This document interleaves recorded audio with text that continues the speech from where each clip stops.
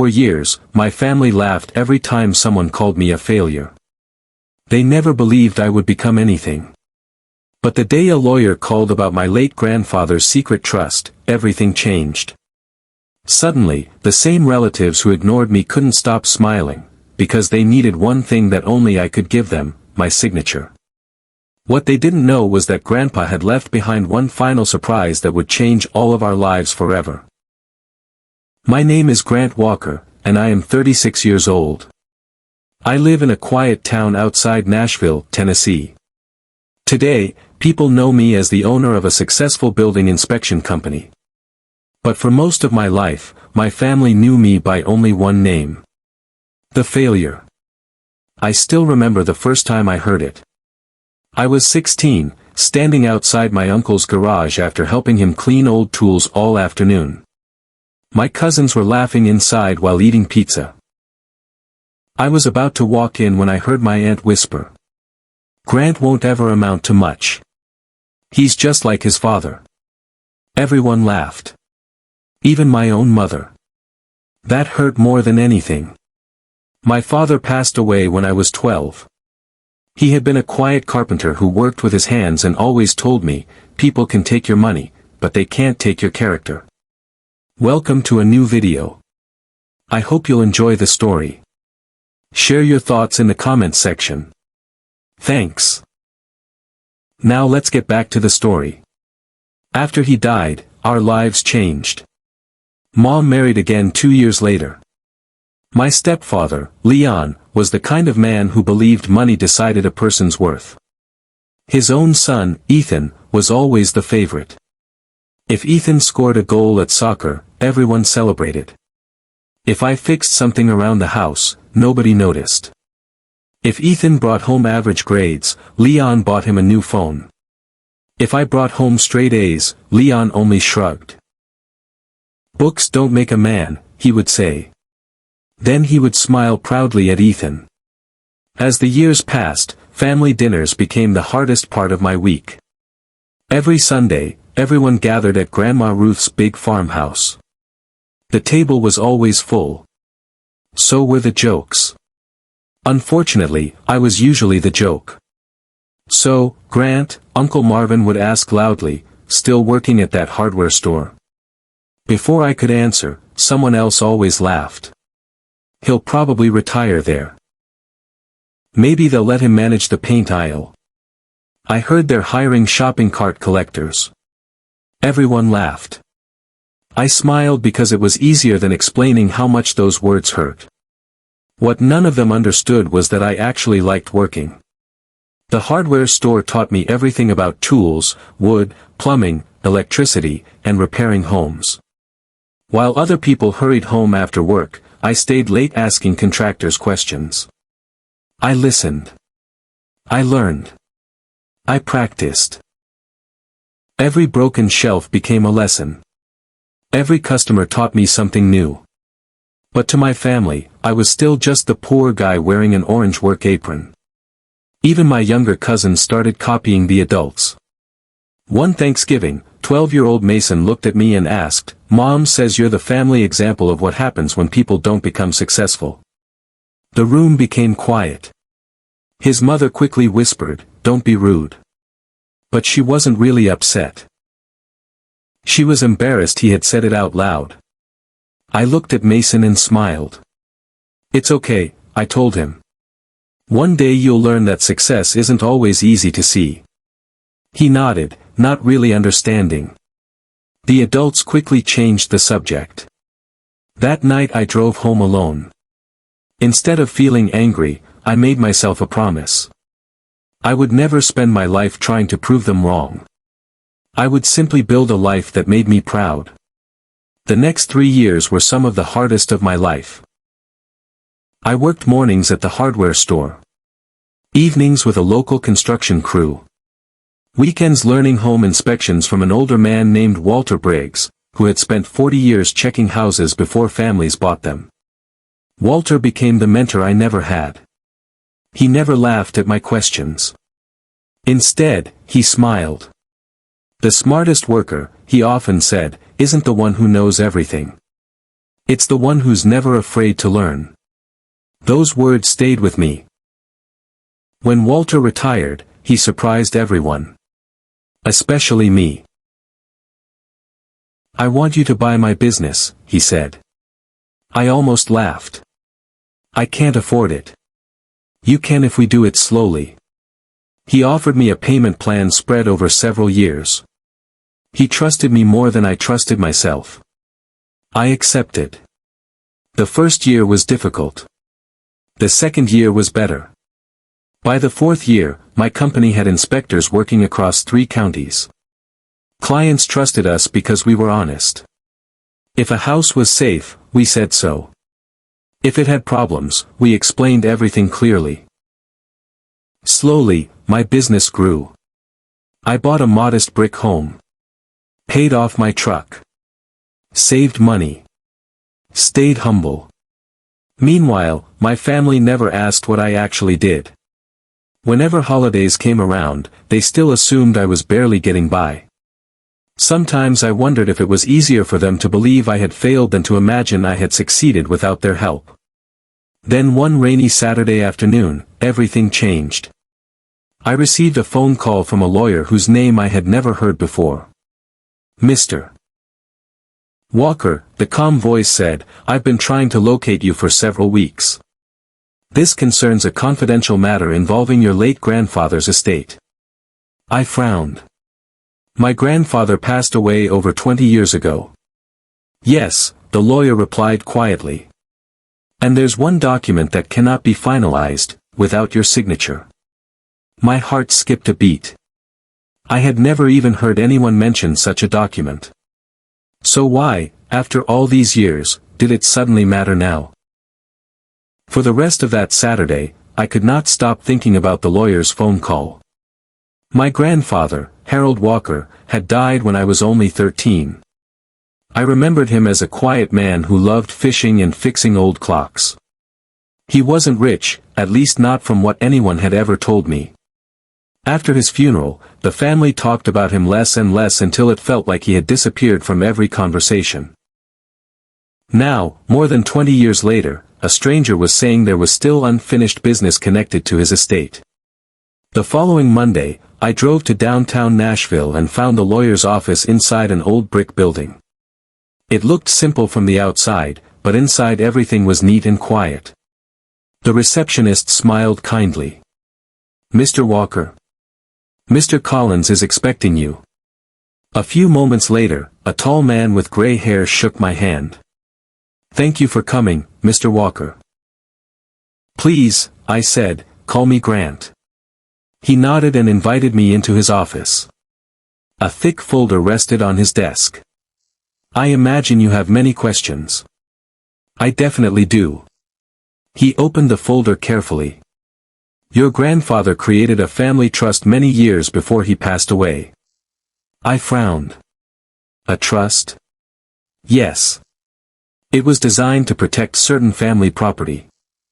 I had heard the word before but never really understood it. Mr. Collins smiled when he noticed my confused face. "Think of it as a special box that holds important things until certain rules are met." That made more sense. "So why am I here?" He took out a yellow document with several signatures. "Because according to these instructions, one final transfer cannot happen without your written approval." I stared at him. "My approval? Why?" "Because your grandfather named you as the final supervising beneficiary." The words sounded important, but I had no idea what they meant. I was 13. "I know. Why would he choose me?" Mr. Collins leaned back. "Unfortunately, I don't know his personal reasons. I only know what the documents say." He slid a copy toward me. Near the bottom was my grandfather's signature. I recognized it immediately. Then I saw my own name. Grant Michael Walker. There it was. Right in front of me. "This can't be real," I whispered. "It is." I looked through more papers. There were maps. Property records. Letters. Old notes. Some pages were older than I was. Then I noticed something else. One property kept appearing over and over. The Walker farm. I blinked. Our family sold that years ago. Mr. Collins looked surprised. No. What? It was never sold. I felt my stomach tighten. What do you mean? The property has remained inside the trust this entire time. I couldn't believe it. For years everyone had said Grandpa had no money left. That the farm had been sold to pay debts. Had they all been wrong? Or had someone lied? Mr. Collins continued carefully. The land has increased greatly in value. How much? He hesitated. I cannot discuss exact numbers until the legal process is complete. Can you at least tell me if it's important? He smiled slightly. Very important. My mind raced. The old farm sat near the edge of town. When I was little, it had been surrounded by empty fields. Now those same fields were filled with shopping centers, neighborhoods, and businesses. The land alone had to be worth far more than anyone imagined. Suddenly, many strange memories came flooding back. I remembered hearing Uncle Marvin complain years ago. I can't believe Dad tied everything up in paperwork. At the time, I thought he was talking about old tax forms. Maybe he wasn't. Mr. Collins placed another paper in front of me. This document also explains why the trust has remained inactive. I read the sentence twice. No transfer shall occur unless Grant Walker personally reviews and approves the final distribution. I looked up slowly. So everyone has been waiting for me? In a manner of speaking, yes. But nobody ever contacted me. Mr. Collins sighed. Several attempts were made over the years. What? Unfortunately, the mailing address provided became outdated. Later correspondence was returned unopened. I thought about every apartment I had rented after leaving home. Nobody had ever mentioned legal letters. Had they simply gone missing? Or had someone made sure I never received them? Before I could ask another question, Mr. Collins's assistant knocked gently on the door. Sir. I thought you should know. What is it? There are 6 people waiting in the lobby. Mr. Collins looked confused. They say they're family. He turned toward me. Were you expecting anyone? No. The assistant looked uncomfortable. They insist this meeting concerns the Walker estate. A cold feeling ran through me. Nobody in my family had called me for weeks. Most holidays passed with nothing more than a short text message. Yet somehow, only hours after I walked into this office, they had all appeared. Mr. Collins looked through the window blinds toward the reception area. I stood beside him. There they were. My mother. Leon. Uncle Marvin. Aunt Denise. Ethan. And 2 cousins. Smiling. Laughing. Waiting. For the first time in years, they all looked excited to see me. Not because they missed me. Because they suddenly needed me. As I watched them shake hands with the receptionist, one question echoed inside my head. Who told them I was here so quickly, and what exactly did they already know that I didn't? For a few seconds, nobody moved. I stood beside Mr. Collins' office window while my family waited in the lobby as if this were a happy family reunion. It almost made me laugh. Just 3 months earlier, I had invited everyone to my company's 10th anniversary picnic. Only one cousin had replied. He said he was busy. Nobody else even answered. Now, suddenly, they had all found time to visit me. Mr. Collins looked at me. Would you like me to ask them to leave? I thought for a moment. No. You want to see them? Yes, I answered calmly. I want to hear what they have to say. He nodded and asked his assistant to invite them inside. The office suddenly felt much smaller. My mother was the first to smile. "Grant." She hurried over and gave me a hug before I could react. "I've missed you so much."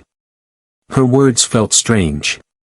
The last time we had spoken, she had ended the phone call after less than 2 minutes because she said she was too busy. Leon walked in behind her with a wide grin. "There he is. Our successful businessman." I nearly frowned. In 20 years, I had never once heard Leon call me successful. Not once. Uncle Marvin slapped me gently on the shoulder. "I always knew you'd do well."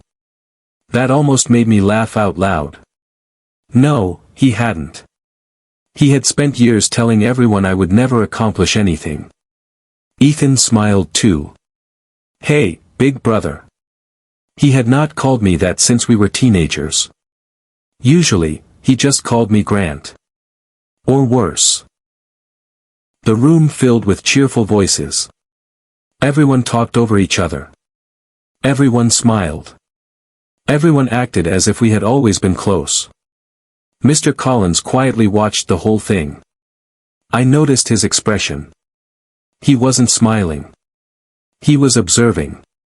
Almost like a teacher watching students during a difficult test.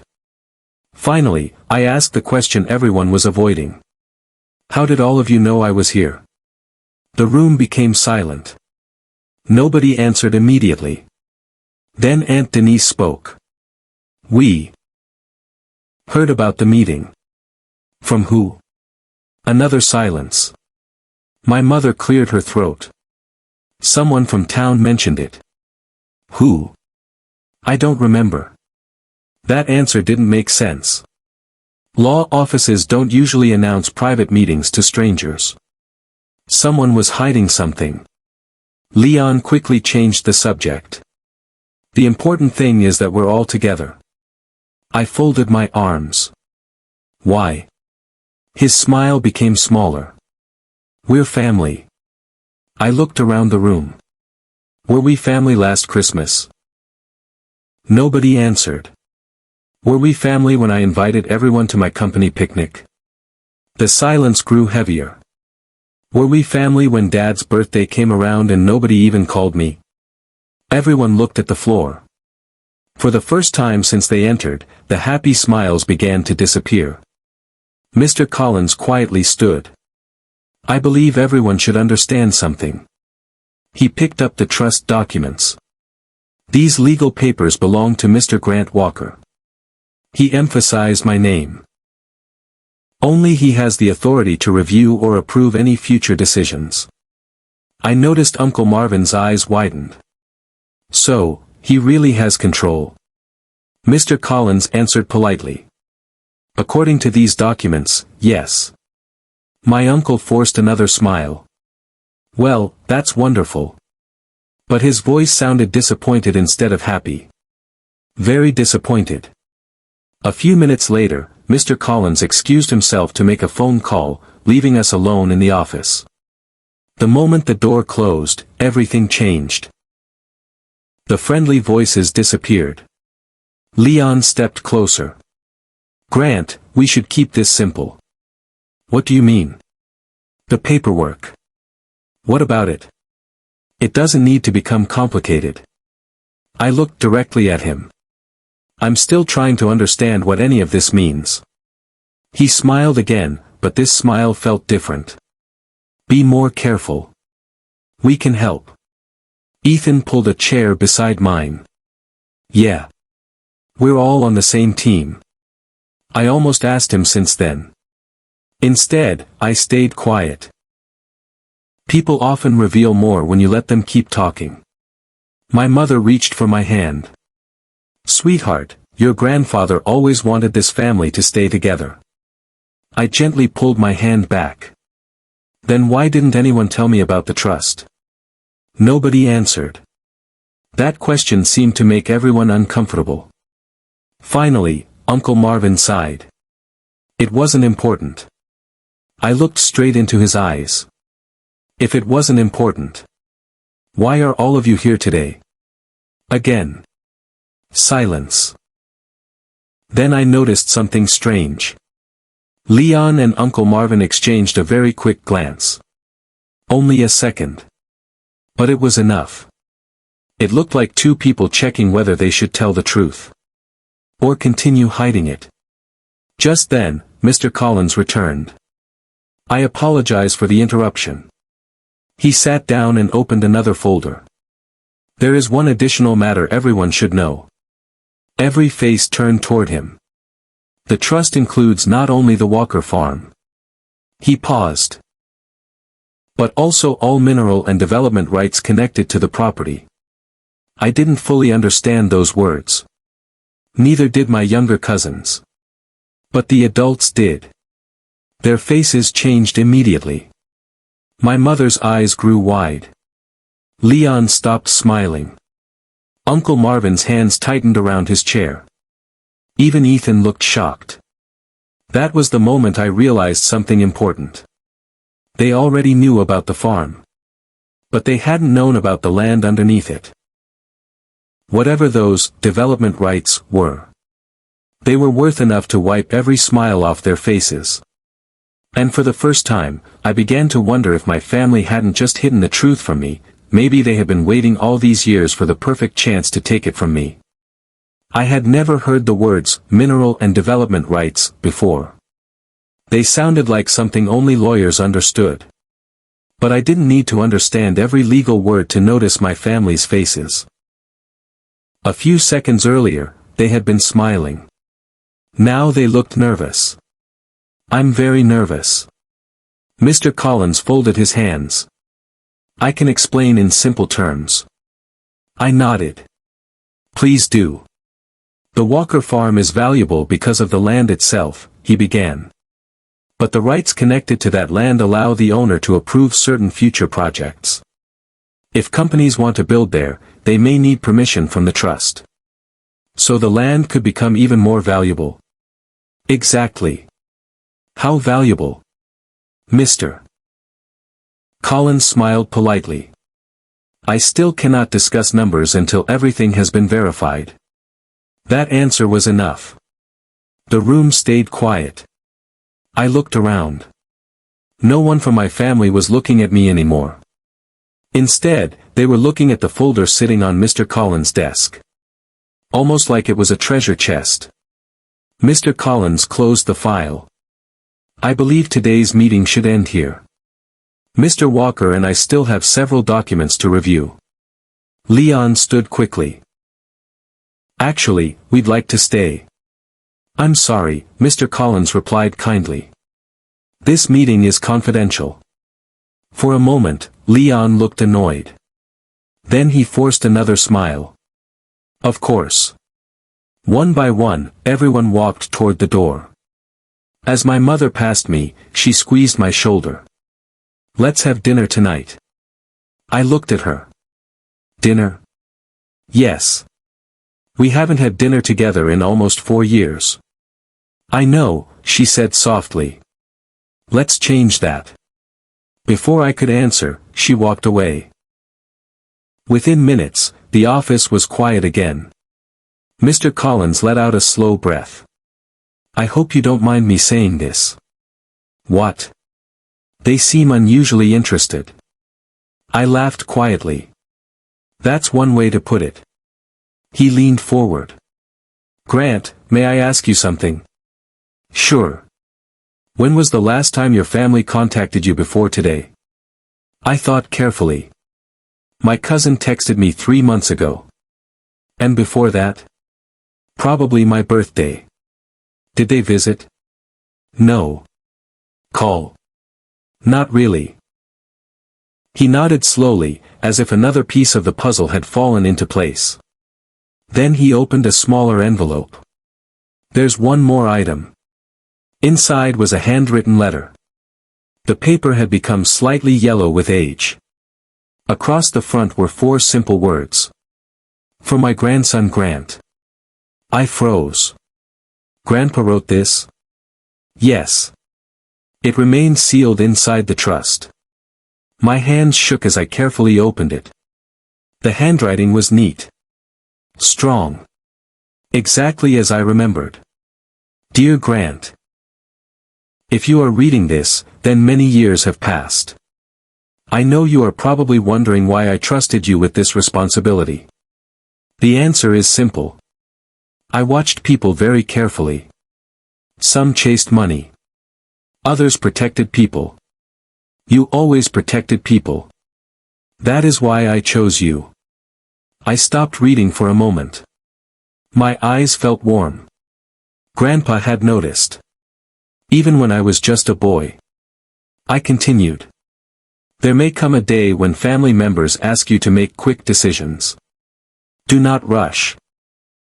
A person who truly loves you will never fear patience. Someone who only loves your signature will always be in a hurry. I slowly lowered the letter. Those last words echoed inside my mind. Someone who only loves your signature. Suddenly, today's visit felt very different. Mr. Collins waited quietly while I finished reading. At the bottom of the letter, Grandpa had written one final sentence. Before signing anything, visit the old farm one last time. I looked up. He wanted me to go there. Mr. Collins smiled. I believe he did. The farm had been empty for years. At least, that's what everyone said. Still, something inside me told me to listen to Grandpa. The next morning, I drove toward the property. The road looked much smaller than I remembered. The wooden fence had grown old. Tall grass covered most of the fields. The farmhouse stood in the distance, weathered but still standing proudly. As I parked my truck, memories rushed back. Fishing with Grandpa. Learning to hammer nails beside Dad. Running through the fields with our old dog. For the first time in years, I felt like I had come home. I walked slowly toward the front porch. The front door was locked, but everything else looked untouched. Then I noticed fresh tire tracks in the dirt. I crouched beside them. They hadn't been there long. Someone had visited recently. Very recently. I followed the tracks around the side of the barn. The old building looked abandoned. But one of the doors wasn't completely closed. It was open just a few inches. I stepped closer. Voices. Someone was inside. I recognized one voice immediately. Uncle Marvin. He still doesn't know everything, he whispered. Another voice answered. It was Leon. Then we have to make sure he signs before he finds out. I stood perfectly still behind the barn wall. My heart pounded. They weren't just interested in the trust anymore. They were planning something. And whatever they were hiding, they believed I hadn't discovered it yet. I stayed completely still behind the old barn wall. The wooden boards were worn and rough against my shoulder, but I didn't move. My uncle and Leon were only a few feet away. If they saw me, they would know I had heard everything. Before he finds out, Leon repeated. What if Collins tells him? Uncle Marvin asked. He won't unless Grant asks the right questions. I frowned. The right questions? What questions was I supposed to ask? My heart beat faster as I listened. We've waited over 20 years, Leon said. We can't let everything fall apart now. I know, Uncle Marvin replied. But Harold made this harder than we expected. Hearing my grandfather's name made me pay even closer attention. He always suspected someone would try to take control, Leon continued. That's why he picked Grant. For a long moment, neither man spoke. Then I heard footsteps. I carefully peeked around the corner of the barn. Leon pulled a folded map from a leather folder. He pointed toward the back of the property. The survey markers are here. Uncle Marvin nodded. And the company? They're still interested. Even after all these years? Leon smiled. More interested than ever. I couldn't hear every word after that because a truck drove down the nearby road. When the sound faded, the conversation had changed. Just convince him it's routine paperwork, Leon was saying. Grant has always trusted people. Not anymore, Uncle Marvin answered. Then we'll remind him we're family. Those words stung. For years they had barely treated me like family. Now it was suddenly their favorite word. A few minutes later, both men walked out of the barn. I quickly stepped behind an old tractor covered with a dusty tarp. They climbed into Leon's SUV and drove away without noticing me. After the sound of the engine disappeared, I walked into the barn. It smelled like old wood and fresh dirt. Sunlight came through tiny cracks in the walls. Everything looked ordinary at first. Old shelves. Rusty tools. Broken chairs. Then I noticed something lying on a workbench. A rolled-up copy of the same property map Leon had been studying. Someone must have forgotten it. I carefully opened it. Most of it showed the farm boundaries. But one section near the northern edge had been circled with a thick red marker. Next to it were handwritten words. Phase 1 development. I took a picture with my phone before putting the map back exactly where I had found it. Walter had once taught me something during a home inspection. If something feels wrong, don't disturb it. Observe first. That advice has helped me many times in business. Now it might protect me again. As I walked toward my truck, I noticed someone standing near the old mailbox. It was my cousin Mason. Only he wasn't 12 anymore. He was 24 now. He looked nervous. Grant. Hi, Mason. He kept looking toward the road as if he didn't want anyone to see us talking. I hoped you'd come today. You did? He nodded. I need to tell you something. His voice was much quieter than usual. I felt guilty for years. I waited. When I was a kid, I repeated things my parents said about you. I remember. I'm sorry. I smiled gently. You were just a child. But they weren't. His words surprised me. Mason looked down at his shoes. I didn't understand everything back then. And now? Now I know they weren't telling the truth. A cool breeze moved through the trees. Mason stepped closer. Grant. Grandpa Harold loved you. I know. No, Mason said, shaking his head. I mean he trusted you more than anyone. How do you know? Because I heard him. I stared at him. You heard what? A few weeks before he died. He took a deep breath. I was hiding under the porch while playing. Grandpa was talking to Mr. Collins. The lawyer? Yes. What did they say? Mason closed his eyes, trying to remember. Grandpa said something like, the others only see land. Grant sees people. I felt my throat tighten. Those words sounded exactly like something Grandpa would say. Mason continued. He also said, one day they'll all want his signature. If that day comes, tell him to look beneath the old oak tree. I blinked. The old oak tree. Mason pointed toward the far end of the farm. It stood alone on a small hill, just as I remembered. Huge. Strong. Older than anyone in the family. I never understood what Grandpa meant, Mason admitted. I almost forgot until I heard everyone talking about trust this week. Why didn't you tell the others? He laughed softly. Because I don't think Grandpa wanted them to know. For a moment, neither of us spoke. Then Mason looked directly at me. Be careful, Grant. I will. They're acting friendly because they need something. I've noticed. He gave me a sad smile. I just don't want you getting hurt again. After Mason left, I looked toward the old oak tree standing against the afternoon sky. Grandpa had left me a letter telling me to visit the farm. Now Mason had remembered a message about looking beneath that very tree. Maybe it was only an old childhood memory. Or maybe Grandpa had hidden one final secret there. One that my family had spent 20 years hoping I would never find. I stood looking at the old oak tree for several minutes. It was just as Grandpa had left it. Its thick branches stretched across the hill, and its strong roots pushed through the ground like giant ropes. When I was a boy, Grandpa and I used to sit under that tree during hot summer afternoons. He would tell me stories while I skipped rocks across the little creek nearby. Back then, I thought the tree would live forever. Now I wondered if it had been protecting one last family secret all along.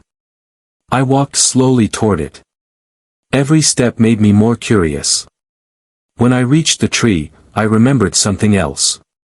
Grandpa had once laughed and said, "The strongest things aren't always easy to see." At the time, I thought he was talking about the tree. Maybe he wasn't. I carefully looked around the ground. Nothing seemed unusual at first. Just grass, fallen leaves, and thick roots. Then I noticed a small flat stone resting beside the largest root. Unlike the other rocks nearby, this one looked smooth, almost as if someone had placed it there on purpose. I knelt beside it. The stone was heavier than I expected. Using both hands, I slowly lifted it. Underneath was a small metal box. My heart skipped a beat. The box was covered with dirt and rust, but it was still locked. I wiped it clean with my shirt. There, scratched into the lid, were two simple letters. H.W. Harold Walker. My grandfather. He really had hidden something here. The lock was old enough that it broke with only a gentle pull. Inside were several items wrapped carefully in plastic. There was an old family photograph. A small brass key. And another sealed envelope with my name written across the front. My hands trembled as I opened it. Dear Grant. If you found this box, then you listened instead of rushing. I hoped you would. Trust is earned by actions, not by words. If your family suddenly becomes kind only when they need something, remember how they treated you before. Kindness that appears overnight usually has a reason behind it. I paused for a moment. Grandpa understood people better than anyone I had ever known. I kept reading. There is one final document connected to the trust. It is not stored with the lawyers. It is hidden somewhere only this key can open. Do not hand it to anyone until you know the whole truth. I looked at the small brass key resting inside the box. It was old but carefully polished. Grandpa had wanted me to find it. There was one more sentence. Ask Mr. Collins about safe deposit box number 214. I folded the letter carefully. Now I finally had one of the right questions Leon had hoped I would never ask. I placed everything back into the box except the key and the letter. Those stayed safely inside my backpack. As I stood up, I heard a car approaching. I quickly turned. It wasn't Leon.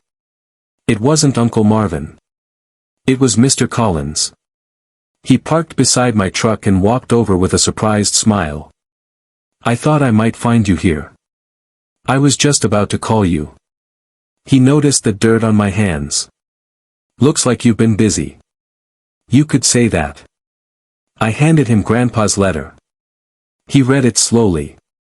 When he reached the word safe deposit box number 214, his eyes grew wide. I completely forgot. You knew about it? I knew there was a safe deposit box years ago, but I believed it had been emptied after your grandfather passed away. So it wasn't? He slowly shook his head. I'll have to check the records first thing tomorrow.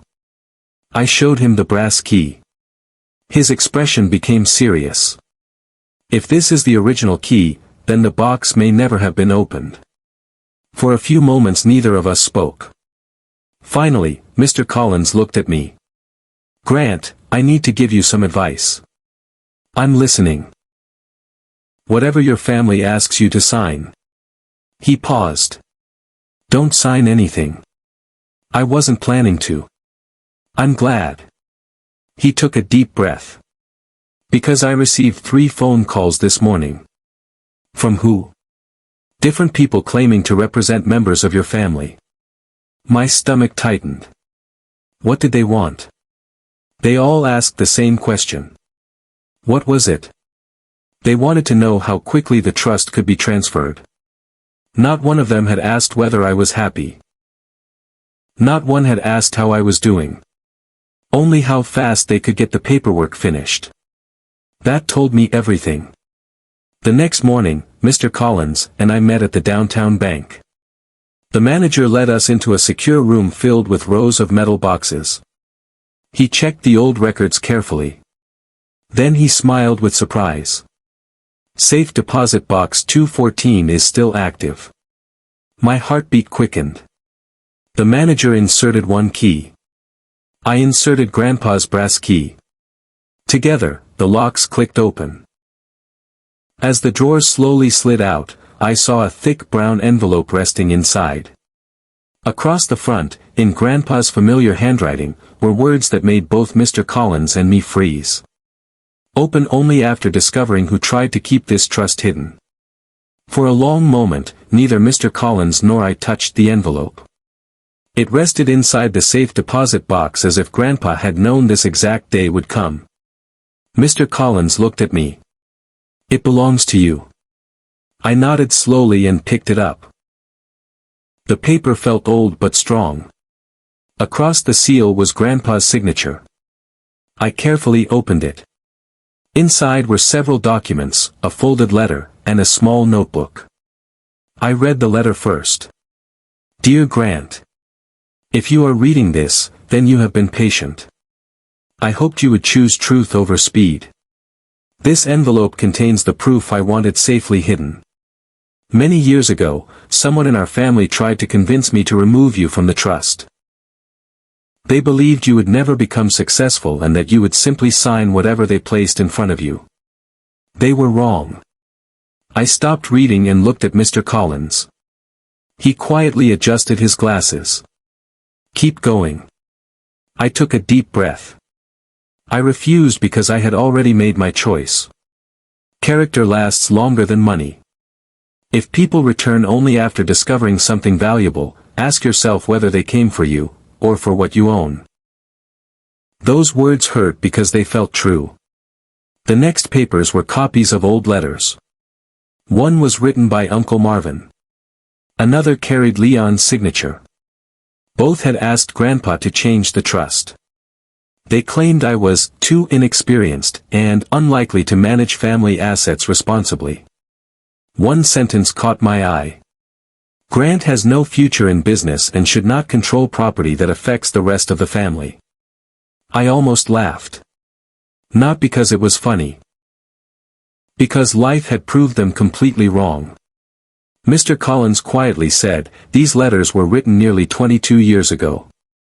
So they've wanted this for that long? It appears so. Then I opened the small notebook. It wasn't a diary. It was a record. Grandpa had written down important conversations over the last years of his life. Each page included dates and short notes. One entry stood out. March 14th. Leon visited again today. Asked me to transfer control before I become too old to understand business. Refused. Another entry followed. April 2nd. Marvin believes Grant will fail because he is too kind. I believe kindness is exactly why he should lead. Then came the final entry. June 18th. If Grant ever reads this, I hope he remembers one thing. Never punish people because they doubted you.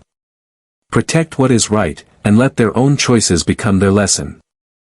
I slowly closed the notebook. My grandfather hadn't wanted revenge. He wanted wisdom. Mr. Collins smiled gently. I think he was a remarkable man. I think so too. As we left the bank, my phone began ringing. It was my mother. I answered. Hello. Grant, she said cheerfully. We're all getting together tonight. We'd love for you to come. I glanced at Mr. Collins. He already guessed who was calling. I'll think about it. Oh, please come. Everyone misses you. Those words would have meant something years ago. Now they sounded empty. I'll let you know. Before she could say anything else, I ended the call. That evening, I decided to go. Not because I trusted them. Because I wanted answers. When I arrived at Grandma Ruth's old farmhouse, every car was already parked outside. As soon as I stepped inside, everyone greeted me with smiles. The dining table was covered with food. It looked just like the family dinners from years ago. Only this time something was different. Nobody made jokes about my job. Nobody called me a failure. Nobody laughed at me. Instead, they kept offering me more food. More drinks. More compliments. Grant, you've worked so hard. We're proud of you. You've always been such a smart young man. The words sounded strange coming from the same people who had once laughed at my dreams. After dinner, Leon stood up carrying a folder. There is just one small family matter. I stayed quiet. He placed the folder in front of me. It isn't complicated. I looked at the cover. Family distribution agreement. My heartbeat slowed. This was exactly what Grandpa had warned me about. Leon smiled. We've already filled out most of it. You only need one signature. Around the table, everyone watched me. Nobody touched their food. Nobody spoke. They were all waiting. I slowly opened the folder. The first page looked ordinary. The second page listed family members. But the third page caught my attention. Hidden in the legal language was one sentence that changed everything. By signing, I would permanently give up my authority over the Walker Trust. I quietly closed the folder. Then I looked around the table. Every smiling face suddenly made perfect sense. They hadn't invited me to rebuild our family. They had invited me to surrender everything Grandpa had trusted me to protect. The room became so quiet that I could hear the old clock ticking on the wall. Everyone watched me. Everyone waited. The folder stayed open in front of me, but I didn't pick up the pen lying beside it. Instead, I slowly looked around the table. My mother smiled nervously. Leon folded his hands. Uncle Marvin tried to look relaxed, but his foot kept tapping under the table. Even Ethan avoided looking directly at me. I finally spoke. So this dinner wasn't really about seeing me. Leon laughed softly. Of course it was. Really? Yes. I gently tapped the folder. Then why is this here? Nobody answered. I looked at my mother.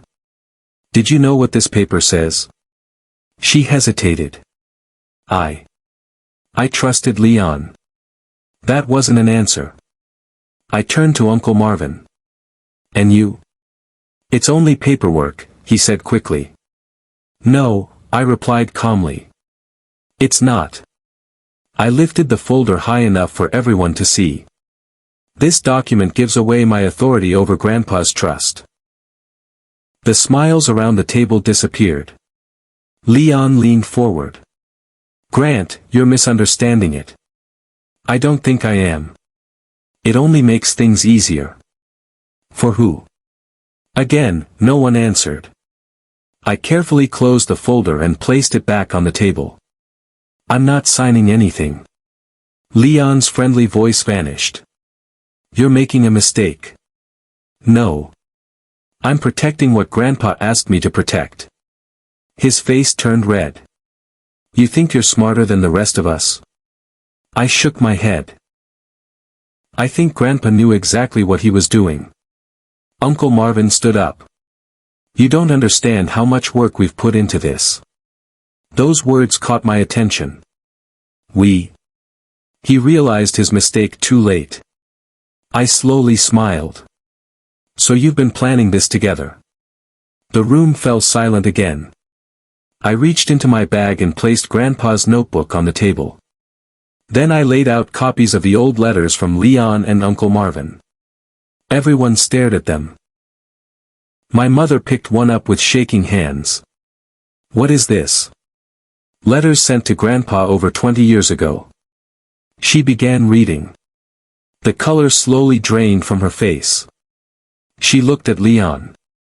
"You wrote this?" Leon stayed silent.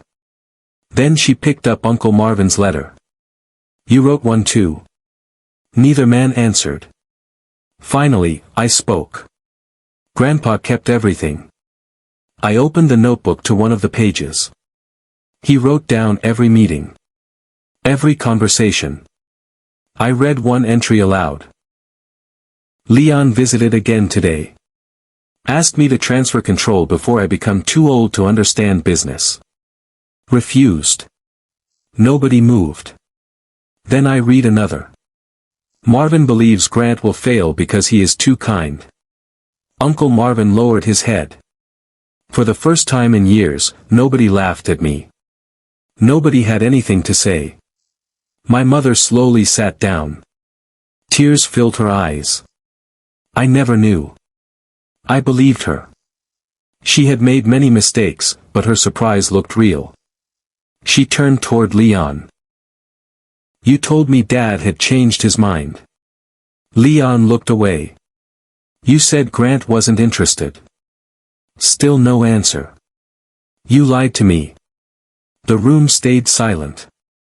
After a long pause, Ethan spoke for the first time. "Dad." Leon didn't respond. Ethan looked at me. I honestly didn't know any of this. His voice sounded different from the others. Not angry. Not greedy. Just disappointed. I thought Grandpa had left everything unfinished because of legal problems. I nodded. I think that's what many people were told. Then I stood up. I spent years believing I wasn't good enough. I looked at every person in the room. I believed every joke. Every insult. Every time someone calls me a failure. I smiled gently. But something interesting happened. Nobody interrupted. The more you doubted me, the harder I worked. I thought about the hardware store. Walter. My company. The long nights. The early mornings. I built my own life. I didn't do it because I wanted revenge. I did it because I wanted peace. Then I placed the distribution agreement back in front of Leon. "You can keep your paperwork. I'm keeping Grandpa's trust." Without another word, I walked toward the front door. Just before I reached it, my mother quietly called my name. "Grant." I turned around. "I'm sorry." The room remained silent. For the first time in many years, her apology felt honest. I smiled kindly. "I forgive you." Then I looked at everyone else. But forgiveness doesn't mean I'll ignore the truth. I walked outside into the cool evening air. A week later, the legal process was finally completed. Following Grandpa's instructions, I approved a plan that protected the Walker farm forever. A small part of the land was sold for a carefully planned project, while the rest remained preserved so future generations could enjoy it. The money from the sale was placed into scholarships for local students who wanted to learn skilled trades like carpentry, plumbing, and electrical work, the same kinds of jobs that had helped me build my own future. Mr. Collins smiled when everything was finished. "Your grandfather would be proud." I hope so. Months passed. Some relatives never called again. Others slowly reached out, not to ask for money, but simply to talk. Even Ethan visited my office one afternoon to apologize for following the crowd when we were younger. We weren't suddenly best friends, but we began building a new relationship based on honesty instead of pretending. As for me, I often visited the old oak tree. Sometimes I sat there with Grandpa's letters in my hands. The wind moved gently through the branches, just as it had when I was a little boy. I would remember his favorite lesson: Character is worth more than money, and the people who truly love you will never need your signature to prove it. That was the greatest inheritance he left me, and it was worth far more than anything written in a legal document. Here's an original YouTube outro tailored specifically to, my family told everyone I was a failure, until the day they needed my signature. It matches the emotional tone of the story without copying your example. Before you go, I'd love to hear your thoughts. If you were Grant, after spending years being treated like the family's failure, would you have forgiven everyone once the truth came out? Or would you have walked away and started a new chapter without looking back? And if you were Grandpa Harold, would you have trusted one person to protect the family's future, even if everyone else disagreed? Or would you have divided everything equally and hoped for the best? Share your answer in the comments. I read as many as I can, and your thoughts always make these stories even more meaningful. If this story touched your heart, don't forget to like this video and subscribe for more powerful family dramas, emotional betrayals, inspiring comebacks, shocking secrets, and unforgettable stories where honesty, courage, and kindness always find a way to win. Thank you so much for watching. And always remember, the people who judge your worth today may one day depend on the character they once underestimated. Never let someone else's opinion decide who you become. The end.